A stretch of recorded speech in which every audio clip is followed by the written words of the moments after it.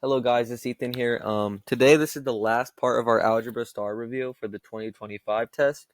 So yeah, I'm just gonna finish 41 until the final question. I don't know what the final question is, so if it takes a little longer, you know, it is what it is. So first question: which graph best represents the solution set of x plus 2y is equal or is greater than or equal to 2? Okay, so it's already slide x divide y on all of them, so you don't got to slide x divide y, right? It's already giving you your form, it's giving you your point intercept form. So all you got to do here is do one important thing, and that's literally just knowing what this sign is. So this means greater than or equal to. So it has to be.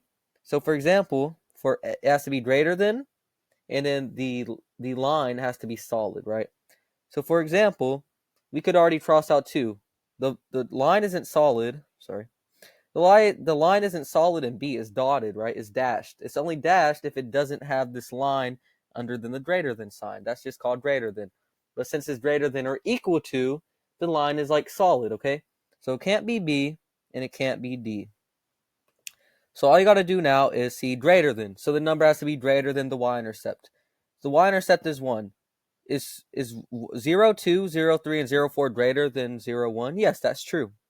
But we could also check D, or C, sorry. Is 0, 0, 0, negative 1 greater than 0, 1? No. So therefore our answer is A. Okay? That was easy. Alright, guys. Next one. A system of linear equations is shown. Which statement about the system is true? So it's already giving you your first one. Y is equal to 3x minus 5. So that's your first line. So now we got to slide x divide y. This test has a lot of slide x divide y. So I wouldn't be surprised if the 2025 STAAR test has the same thing. So all we have to do is learn how to slide x divide y. So all you have to do is slide the x to be over the y, turn the 6x into a negative 6x. So we can rewrite this as negative 2y minus 6x, sorry guys, minus 6x, and since it's a positive 10, just plus 10. Now we rewrite everything. So now we have to divide everything by negative 2. Negative 2 and negative 2 cancel out and make y. Everything divided by negative 2, okay? Okay, now let's do some basic math. A negative and a negative make a positive. So y is equal to 6 over 2x. You can just type that in, that's fine. You don't really have to simplify your x if you don't want. And you also have what? Negative 2 divided by 10, that is negative 5. And then just type in your other line. Your other line was y is equal to 3x minus 5. Y is equal to 3x minus 5. So the lines match up exactly. So let's go through it. The line has one solution? No, they match up exactly. So if they match up exactly, they're the same line basically. So it's not one solution. It doesn't have no solutions. No, it's the same line. So what you need to learn is the same line. They have infinite solutions. Every point is a solution because they're both the same. So basically it's infinite, right? They're the same line. Okay? This is just the standard form version of the line, the first equation. The second one is the simplified version, okay? Okay, 43.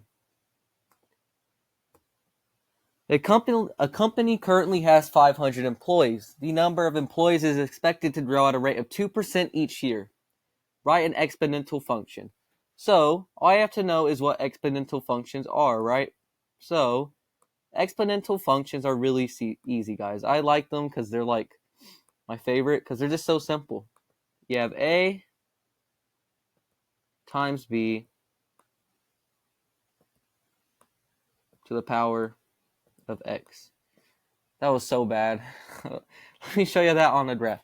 You have y is equal to a times b to the power of x. That's all it is, you know. Okay, that's all you got to remember. So we got to know some keywords. A company currently has 500. The A is always their start value, okay? So this is our A. Okay, so 500 employees is your A. The number of employees is expected to grow. Grow means it's increasing at 2%, okay? Since it's growing at 2%, that means it's increasing. So it's going to be y is equal to 500. Now, there's only one more step. Now, it doesn't want you to add the percent, right? It wants you to convert that percent into a whole number. So what you do is you do 2 divided by 100, and then you add that plus 1. So what is 1 plus 0.02? And that's your rate of change, 1.02 to the power of x. And then it should give you a positive exponential function somewhere. Yep, it does. So just type this in the Desmos. So just remember that 500 employees is your A. That's your starting amount. That is also your y-intercept, right? Your initial value. And is growing at a rate, that's like your x, that's your rate of change at 2%. You don't want it to be a percentage. You want it to be a whole number, okay, guys? So remember that. So it should be 500 times 1.02 to the power of x. Okay, guys, next thing. 44. So which one represents x or y as a function of x? These are so easy. So all you're doing is something where, first off, if it's a graph, if the lines, so you have to do the vertical line trick, right? So if it has two solutions, it is not a function, right? So I'll show you what I mean. So let's just check these bottom ones real fast. Sorry guys about the notes. Okay, so we have what? B, vertical line test. If it has two solutions, it's not a function. Vertical line, 1, 2. So therefore, this is not a function. So let's reset this. It can't be B.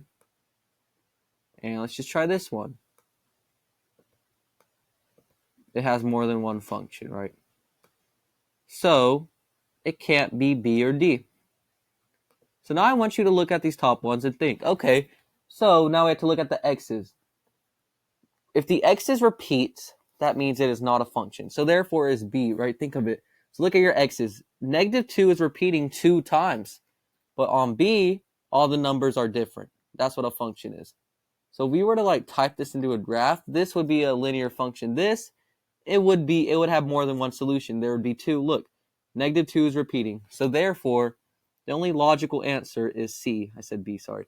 C, okay? So C is your answer just because no numbers repeat on the X, okay? A, you have numbers that repeat, which is a no-no, okay?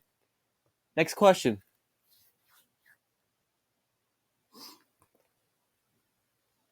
Okay, so you have 45. The function is f of x is equal to -4x plus 8. Represents the first two equations in a system of linear equations. The first equation in the system has a different slope from the first equation. Which statement is true about the solution of both equations? So it has the same y, but all it does is this. So this is your first one, right? This is your first equation. Sorry.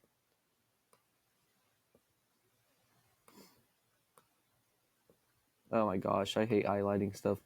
Okay.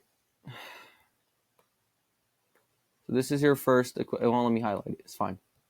Okay, so the first equation is f of x is equal to -4x plus 8. So it said the second equation in this system has a different slope than the first equation. So it's still plus 8, but it just has a different slope. So just do a different slope. It could be like is equal to, I don't know, 2x plus 8.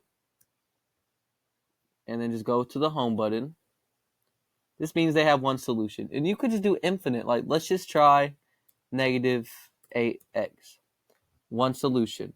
No matter how much solutions or how much numbers how much you change the slope to, they will always just have exactly one solution. You could even do a crazy number like -100,000. I mean, it's going to still have still going to have one solution. So that's your answer. So just check it. Just remember that the second equation has a different slope, rate of change. It still has the same y, just a different rate of change. Okay, guys? Next question. Okay, 46. What is the solution to the equation and you have this equation right here. So remember what I taught y'all, or what Mr. PS probably taught most of y'all if y'all are watching this and you go to Chapel Hill. All you gotta remember is turn the W's into A's. Sorry, I'm trying to draw. Turn the W's. Oh, it's too high. Okay. Turn the W's into A's and turn this equal sign into a tilde mark or a squiggly sign. So you can't really read that, which I don't blame y'all. My handwriting sucks. Just do 7a minus 2, a minus 9. Okay. You turn the equal sign into a tilde, right? It's right by the 1 in your keyboard. 4 minus 8 and 8 plus 2. So you have this number right here. Let me make sure this is right because this looks weird. Okay, now that you have this number, you just have to see like what corresponds with this, right? So what is the solution? So it's gonna be annoying. Trust me, I know. So now you just have to type this in. So it's a negative. So it's either D, B, or A, right? D, B, or A. So for this one, just type into Desmos and see which one matches, right?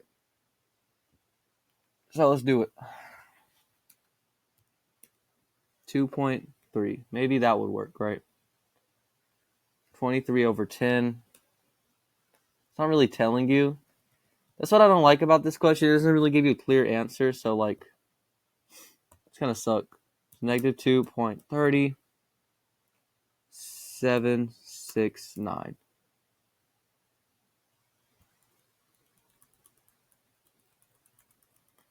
Okay, so what we can do is, since this is being weird, is do x is equal to negative 2.30, 769, and then do x is equal to, let's just do an answer, like 30 over 13.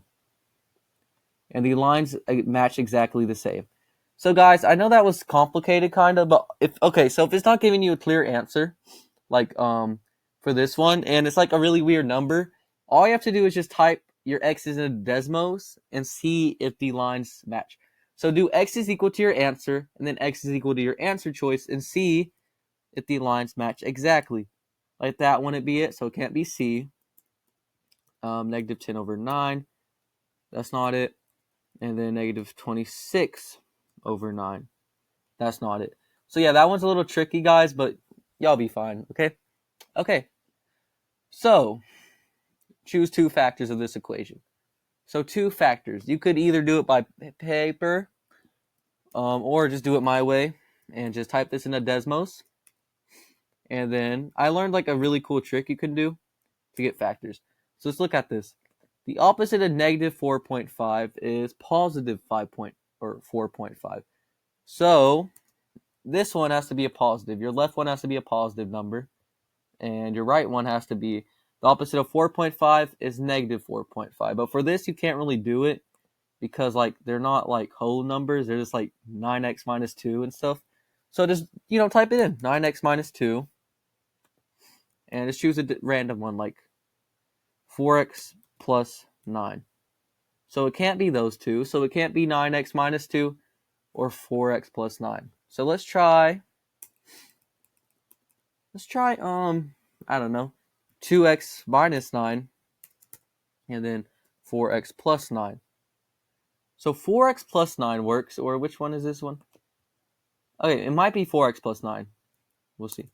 Or 2x minus 9. I don't know which one is working. So 4x minus 9? Okay, no. So that one didn't work. So the one that worked was 2x plus 9. So let's try 2x minus 9. And it works together. So all you have to do is type into Desmos and see which one matches exactly, right? So 2x plus 9 and 2x minus 9 matches exactly. So it would be 2x plus 9 and 2x minus 9. Okay, guys? Does that make sense? I hope it does. Okay, like what? 3 more questions? Okay. So f of x, what is the value for 4? What is the value for 4, okay? Or f of 4. So all you have to do here is type it in normally. It's not asking like What number is this? You could just type it in normally. 3x to the power square minus 7. And all you have to do here is literally, this is the easiest question on the test. Just do f of 4. Your answer is 41. Okay, guys? Pretty simple. Okay, next one. An athlete ran at a constant speed for 12 seconds. The part of the linear function shown represents the distance the athlete runs in yards. Y is a function of time in seconds. What is the domain? So your domain is your x's, guys. Remember. Sorry, I clicked that. I didn't mean to. Your domain is your x's, okay, guys? So this is your domain, right? You got to remember domain versus range. Domain is your x's. So it starts at 0. That's your first x. And then I got to move up a little bit. And then it ends at 12. So it's going to be something 0 to 12. So your domain is 0, x to 12. Which one has 0, x to 12? B. So therefore, B is your only logical answer. Okay, last question. They always end the STAAR with an easy question, I'm telling you. Okay. The graph of a linear function is shown on the grid, which represents the y-intercept. You have the x-axis and the y-axis. The x is right here, right, is the horizontal. Your y is the vertical.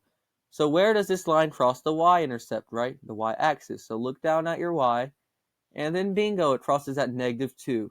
So y is equal to -2 is your answer. All right, guys. Well, that was pretty simple, guys. Thanks for watching this review. I hope y'all learned a lot. If you are in my grade watching this, STAAR ends in what? Or STAAR starts in a couple of days, like 2 days. So good luck, guys. I hope everything goes well. If you're studying for the STAAR, just please tell me you do good. And yeah, have a good one. Bye, guys.